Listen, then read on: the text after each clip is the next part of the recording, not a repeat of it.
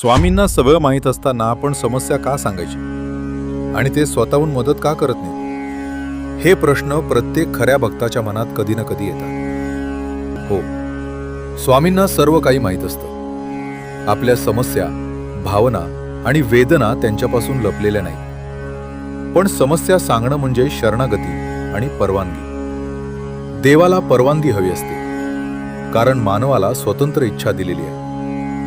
जोपर्यंत आपण म्हणत नाही, स्वामी माझ्या जीवनात हस्तक्षेप करा, तोपर्यंत ते प्रतीक्षा करतात. संकेत दिला जातो, जबरदस्ती नाही. समस्या सांगणं म्हणजे अहंकार वितरणं.